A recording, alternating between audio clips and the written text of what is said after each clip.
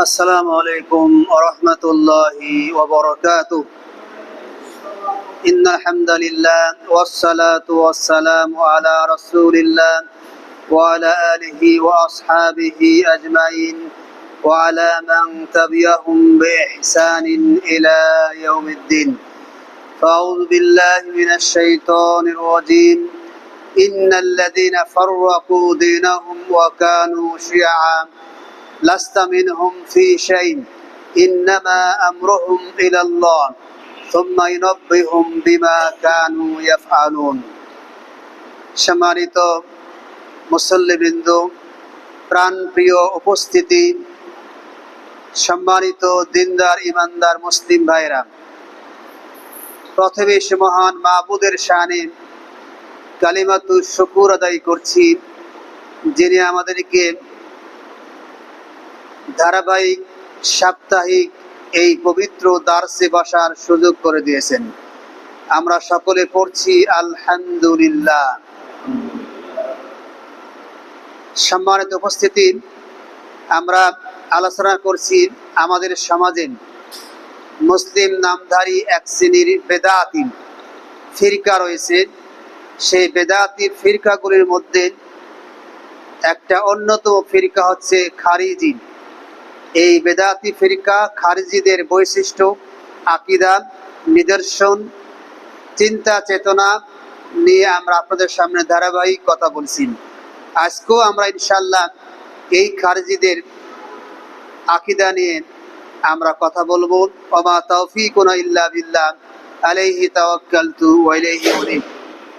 আজকে আমরা খারিজি এই বেদাতি সম্প্রদায়, এই বেদাতি ফিরকার একটি আকীদা নিয়ে কথা বলবো। সেটি হচ্ছে খারিজিরা, যারা খারিজি, তারা দিনের ব্যাপারে, ধর্মের ব্যাপারে অজ্ঞ হওয়ার কারণে, মূর্খ হওয়ার কারণে, দিনটাকে সঠিকভাবে না বোঝার কারণে তারা দিনের ক্ষেত্রে বাড়াবাড়ি করে, কড়াকড়ি করে, সীমালঙ্ঘন করে। এবং সে সীমালঙ্ঘন করতে গিয়ে খারিজিরা, যারা কবিরা গুনাহে লিপ্ত, অর্থাৎ কবিরা গুনাহ নামক এই পাপে যারা লিপ্ত, এই সমস্ত পাপী মুসলমানদেরকে তারা কাফির মনে করেন, ইসলাম থেকে বহিষ্কৃত মনে করেন এবং তাদের রক্ত সম্পদকে তারা বৈধ মনে করেন। এটা হচ্ছে খারিজিদের একটা আকীদা, বিশ্বাস। অথচ এই বিশ্বাসটা, এই আকীদাটা, এই কনসেপ্টটা সম্পূর্ণভাবে কোরআন সুন্নাহ, আহলে সুন্নাহ ওয়াল জামাতের আকীদার, ধারণার, বিশ্বাসের সম্পূর্ণ বিপরীত একটি আকীদা চিন্তা।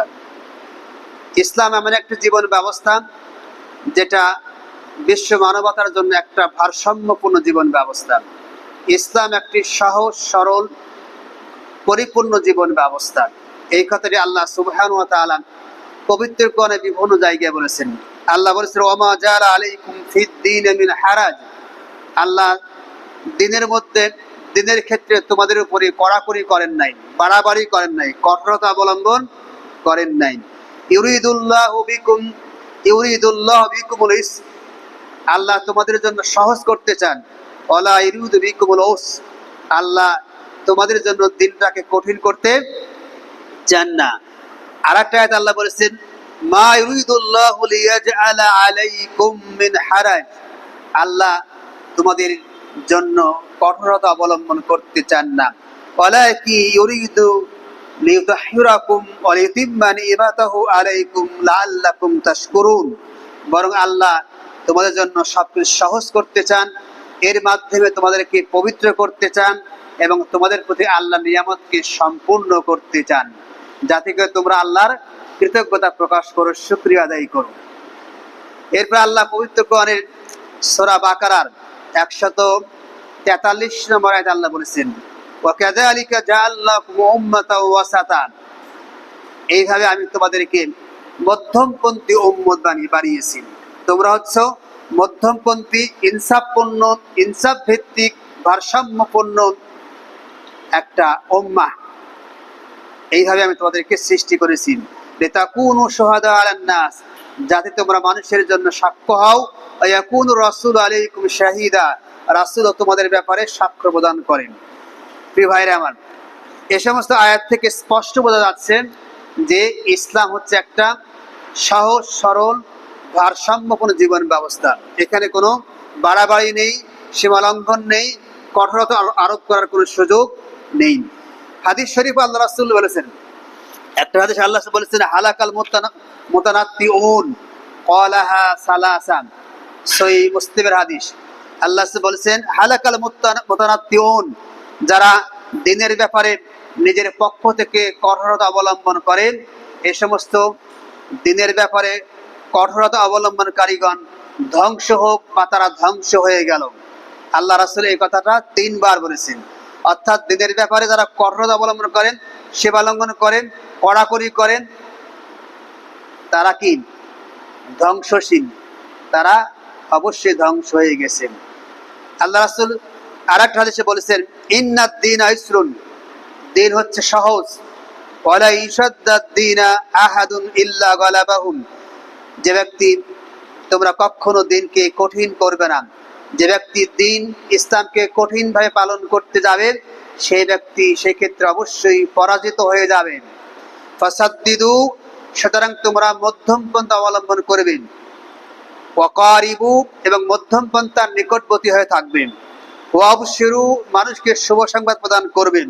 ওয়াস্তাইনু বিল গুদওয়াতি ওয়ার রাওহাতি ওয়াশাইয়ু মিনাদ দুজলাতি, তোমরা সকাল বিকাল রাত্রির কিছু অংশে আল্লাহর কাছে সাহায্য প্রার্থনা করবেন। অর্থাৎ দিনটাকে তোমরা সহজ সরল ভাবে তোমরা অনুসরণ করবে, পালন করবে, দিনের ব্যাপারে বাড়াবাড়ি করবে না। বাইহাকি শরীফে বর্ণিত একটা হাদিসে আল্লাহ বলেছেন খয়রুল উমুরি আওসাতুহা, সর্বশ্রেষ্ঠ কর্ম হচ্ছে ওই কর্মগুলো যেই কর্মগুলি মধ্যম পন্থা অবলম্বন করে করা হয়, বাড়াবাড়িও নয়, সারাসারিও নয়, সীমালঙ্ঘন করে নয়, কড়াকড়ি করে নয়, মধ্যম পন্থা অবলম্বন করে ইনসাফের সাথে ভারসম্পূর্ণভাবে যে বিধানগুলি পালন করা হয় সেটি হচ্ছে সর্বশ্রেষ্ঠ আমল, সর্বশ্রেষ্ঠ এই কর্ম। প্রিয় ভাইরা, এই সমস্ত আয়াত থেকে স্পষ্ট বোঝা যাচ্ছে যে দিনের ব্যাপারে বাড়াবাড়ি করা যাবে না। অথচ খারিজিরা দিনের ব্যাপারে এত বাড়াবাড়ি করেন যে শেষ পর্যন্ত তারা দিন না বোঝার কারণে, দিনটাকে আল্লাহ রাসূল, সাহাবী, তাবিদের কাছ থেকে না বোঝার কারণে তারা দিনের ব্যাপারে বাড়াবাড়ি করেছে, কঠোরতা অবলম্বন করেছে, কড়াকড়ি করেছে, এবং সেটা করতে গিয়েই তারা পাপিষ্ঠ মুমিনদেরকে কাফির বলে ফতোয়া দিয়েছেন এবং বলেছে তাদের রক্ত বৈধ, তাদের সম্পদটাও বৈধ। আল্লাহ রাসূলের একটা মানহাজ ছিল এবং সাহাবীদেরও সেটা ছিল। সেটা কি? আয়েশা সিদ্দিকা রাদিয়াল্লাহু তাআলা বর্ণনা করছেন, মা খায়রু রাসূলুল্লাহ সাল্লাল্লাহু আলাইহি ওয়াসাল্লাম বাইনা আমরাইনি কাত্তুন ইল্লা আখাযা আইসারাহুমা মা লাম ইয়াকুন ইসমান। আল্লাহ রাসূল সাল্লাল্লাহু আলাইহি ওয়াসাল্লাম কোনো কাজ করতে গিয়ে সেই কাজটি করার ক্ষেত্রে তিনি তুলনামূলক যে সহজ পন্থা সেই পন্থারে অবলম্বন করতেন। সেই দিন পালন করতে গিয়ে যদি না সেই পন্থা অবলম্বন করতে গিয়ে গুনাহের কোনো কর্ম করতে হয়, যদি গুনাহ থাকে তাহলে তিনি সেটা অবশ্যই বর্জন করতেন। গুনাহ না থাকলে তিনি দিন পালন করতে গিয়ে তুলনামূলক যে সহজ পন্থা সেটাই তিনি অবলম্বন করতেন। প্রিয় ভাইরা আমার, সুতরাং দিনের ব্যাপারে বাড়াবাড়ি করা যাবে না। আরেকটা হাদিস বলি, এই হাদিস থেকে আরো স্পষ্ট হবে যে দিন পালনের ক্ষেত্রে আল্লাহ রাসূল সাহাবীদের মানহাজ অবলম্বন না করলেন সেটা যে সুন্নাহ হবে না, সওয়াব পাওয়া যাবে না, গুনাহ হবে, সেটা কিন্তু হাদিস থেকে আরো স্পষ্ট হবে। সহিহ বুখারী, মুসলিম শরীফের হাদিস। এই হাদিসের মধ্যে বর্ণনা করা হচ্ছে যে যা সালাসাতু রাহাতিন ইলা আজওয়াজিন নবী সাল্লাল্লাহু আলাইহি ওয়াসাল্লাম, আল্লাহ রাসূলের 3 জন সাহাবী আল্লাহ রাসূলের সহধর্মিণী তাদের স্ত্রীদের কাছে আগমন করলেন। ইয়াসআলুনা আন ইবাদাতিন নবী সাল্লাল্লাহু আলাইহি ওয়াসাল্লাম, এসে আল্লাহ রাসূলের কাছে এসে তারা আল্লাহ রাসূল এর ব্যক্তিগত আমল কেমন ছিল, বাড়িতে কেমন আমল করতেন সে আমল সম্পর্কে জিজ্ঞেস করলো আল্লাহ রাসূলের স্ত্রীদের কাছে। ফালাম্মা উখবিরু বিহা কাআন্নাহুম তাকাল্লুহা, যখন ওই 3 জন সাহাবীকে আল্লাহ রাসূলের আমলগুলি জানানো হলো তখন তাদের কাছে আল্লাহ রাসূলের আমলটা একটু কমতি মনে হলো, কম মনে হলো। তারা মনে করলো যে আল্লাহ রাসূলের আমল একটু কম। সুতরাং তারা বলল আইনা নাহনু মিনান নবী সাল্লাল্লাহু আলাইহি সাল্লাম, আমরা কোথায়, আল্লাহ রাসূল কোথায়? কারণ ওয়াকাদ গুফিরা লাহু মা তাকাদ্দাম মিন যামবি ওয়া মা তাআখারা, আল্লাহ রাসূলের আগের পরের সব গুনাহ আল্লাহ কি করেছেন, মাফ করে দিয়েছেন। তিনি নিষ্পাপ মানুষ, তার কোনো গুনাহ নেই, কাজে তার একটা আমল কম করলেও হবে, আমাদের করলেও হবে না, আমাদের আরো বেশি আমল করতে হবে। এই কথা বলে একজন সাহাবী বলল, ওদের মধ্যে তিনজন সাহাবীর মধ্যে একজন বলল যে ফাকাল আহাদুহুম আমান আনা উসাল্লিয়াল লাইলা আবাদা, আজকে থেকে আমি সারা রাত ইবাদত বন্দি করব, রাত্রিতে একটু আমি ঘুমাবো না, সারা রাত কি করবো, নামাজ পড়ব। ওয়াকাল আখারু, আরেকজন বলল আনা আসুমুন নাহারা আবাদা, আমি এখন থেকে প্রত্যেক দিন রোজা রাখবো, কখনো রোজা ভাঙবো না। আরেকজন বলল আনা আতাজিলুন নিসা ফালা আতাজাওয়াজু আবাদা, আমি আজ থেকে আর কোন নারীর সংস্পর্শে যাব না, বিয়ে শাদী করব না। তিনজন তিন ধরনের কথা বললেন। ফাজান নবী সাল্লাল্লাহু আলাইহি সাল্লাম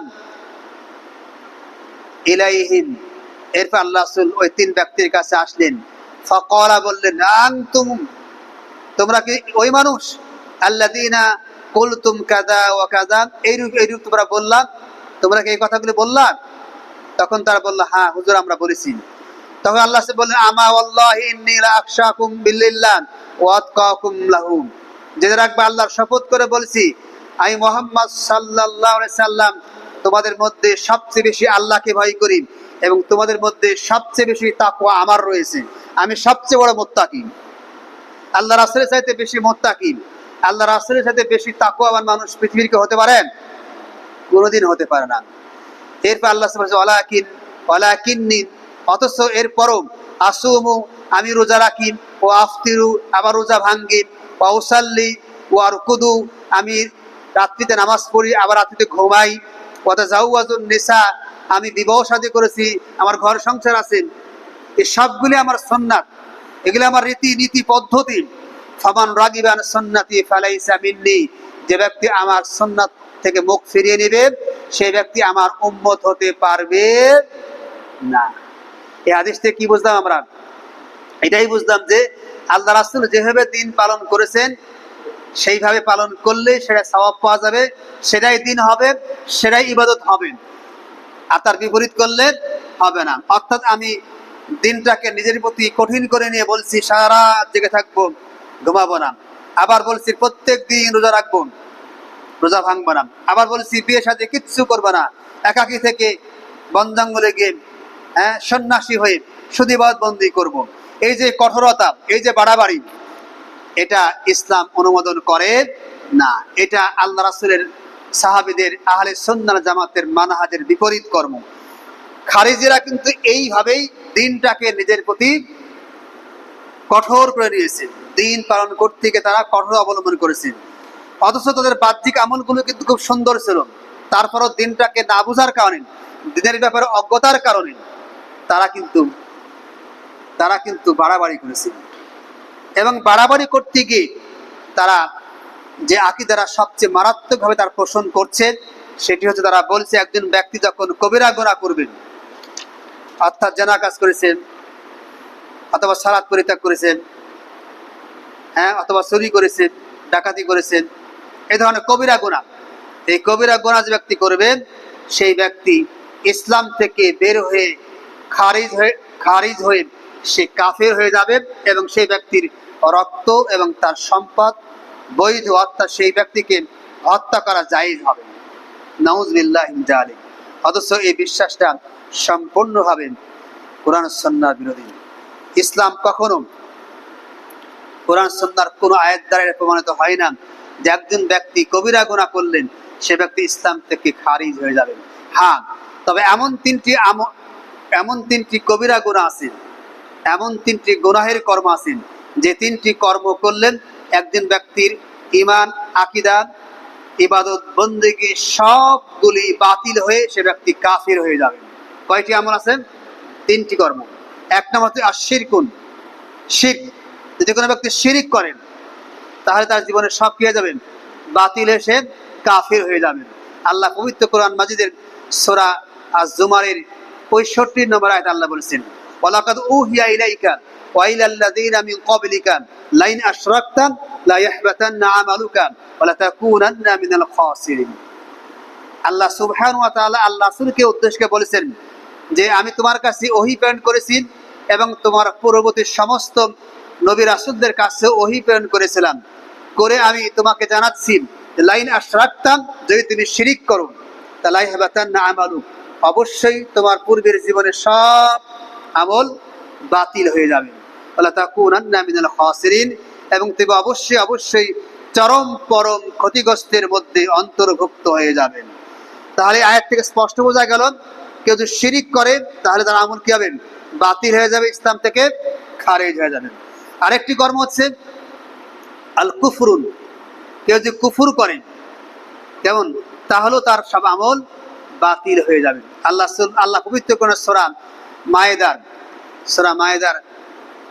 5 নম্বর আয়াতে আল্লাহ বলেছেন ওয়ামাই ইয়াকফুরু বিল ঈমানি ফাকাদ হাবিতা আমালু ওয়া হুয়া ফিল আখিরাতি মিনাল খাসিরিন। যে ব্যক্তি ঈমান আনার পরে কুফরি করবে সে ব্যক্তি জীবনের সব আমল বাতিল হয়ে যাবে এবং সে ব্যক্তি ক্ষতিগ্রস্ত মানুষের মধ্যে অন্তর্ভুক্ত হয়ে যাবেন। তাহলে এই আয়াত থেকে বোঝা গেল যে কুফরি করলে কি হবে? আমলটা বাতিল হয়ে যাবে। আরেকটি কর্ম কবিরা গুনাহ করলে ব্যক্তির আমল ঈমান সব বাতিল হয়ে যাবে, সেটা হচ্ছে বেদাত করলেন। কি করলেন? বেদাত করলে। আল্লাহ পবিত্র কোরআনে বলেছেন কুল, হে রাসূল আপনি বলুন, হাল নুনাব্বিকুম বিল আকসারিনা আমালান, আমি কি তোমাদেরকে সবচেয়ে ক্ষতিগ্রস্ত মানুষদের সম্পর্কে সংবাদ দেব, তাদের সম্পর্কে জানাবো না? যারা আমল করেছে দুনিয়ার জীবনে, আমল করার পরও অনেক কষ্ট করে আমল করার পরও তারা দুনিয়ার জীবনে বিভ্রান্ত হয়েছে, তাদের আমলগুলো নষ্ট হয়ে গেছে এবং তারা বাতিল পন্থায় আমল করার কারণে, অনেক কষ্ট করে আমল করার কারণেও তাদের সে আমলগুলো ভালো আমল হিসেবে গণ্য হয় নাই, নেক আমল হিসেবে গণ্য হয় নাই। অথচ ওয়াহুম ইয়াহসাবুনা আন্নাহুম ইউহসিনুনা সুনআ, অথচ তারা মনে করতো যে আমরা ভালো কর্মই করেছি, নেক কর্মই তো করলাম। আল্লাহ বলেছেন উলাইকাল্লাযীনা কাফারু বিআয়াতি রাব্বিহিম ওয়া লিকাইহি ওয়া হাবিতাত আমালুহুম ফালা নুকিমু লাহুম ইয়াওমাল কিয়ামাতি ওয়াজনা। ওই সমস্ত লোকেরা আল্লাহর বিধানের সঙ্গে কুফরি করেছেন এবং তার সাক্ষাৎকে অস্বীকার করেছেন এবং তাদের যা আমল করেছে আমলগুলো সব বাতিল হয়ে গেছে। আল্লাহ রাসূল হাদিসে বলেছেন মান আহদাসা ফি আমরিনা হাযা মা লাইসা মিনহু ফাহুয়া রাদ্দুন। সহিহ বুখারী মুসলিম শরীফের হাদিস। যে ব্যক্তি দিনের মধ্যে নতুন কোন বিষয়ের সংযোজন ঘটাবেন, অর্থাৎ ইসলামের মধ্যে আল্লাহ রাসূল, সাহাবীগণ, তাবিঈগণ যারা বলেছেন সেটা বাদ দিয়ে নিজের পক্ষ থেকে নিজ চিন্তা অনুযায়ী দিন এর মধ্যে কোনো কিছু তৈরি করবেন, সে ব্যক্তির সেই কর্মটা অবশ্যই আল্লাহর কাছে বাতিল হয়ে যাবে, প্রত্যাখ্যাত হবে।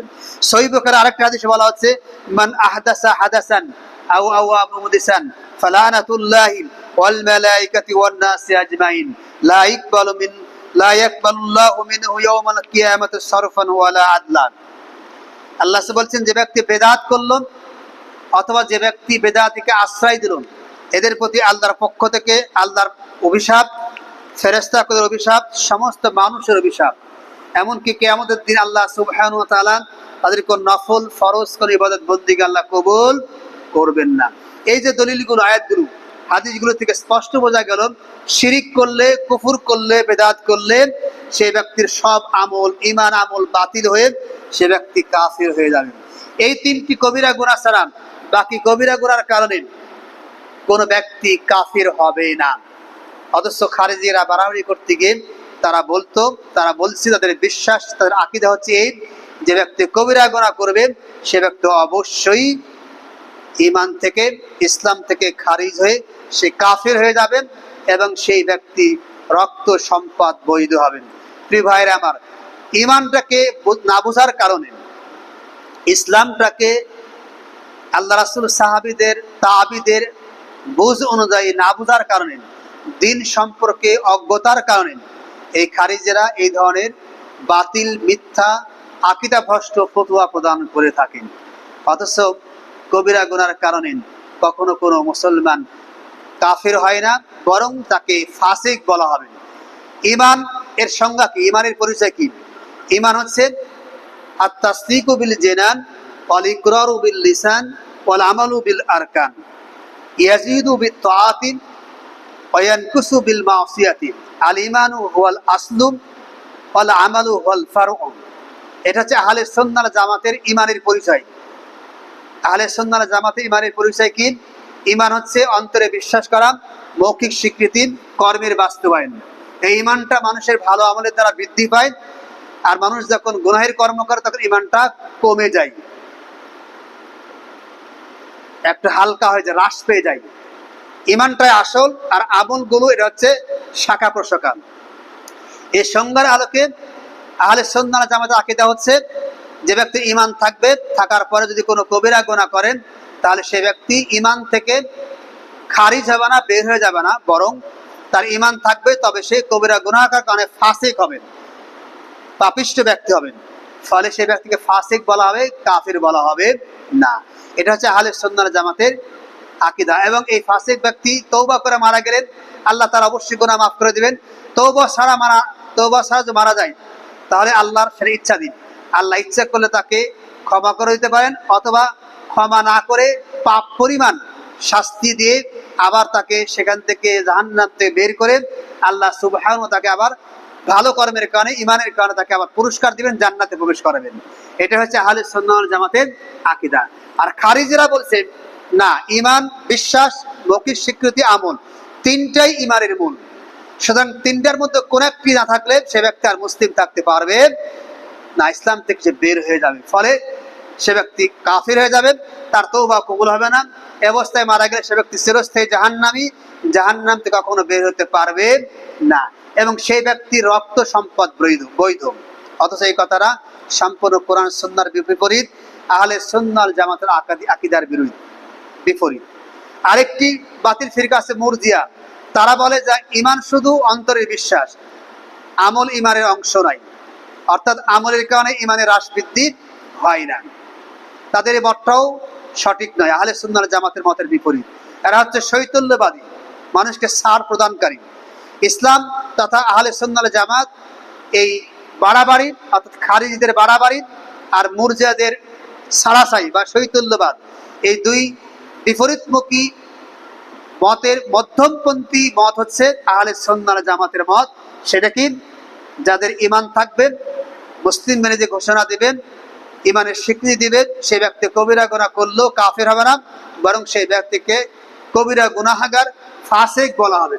এর কারণে সে ঈমান থেকে খারিজ হবে না।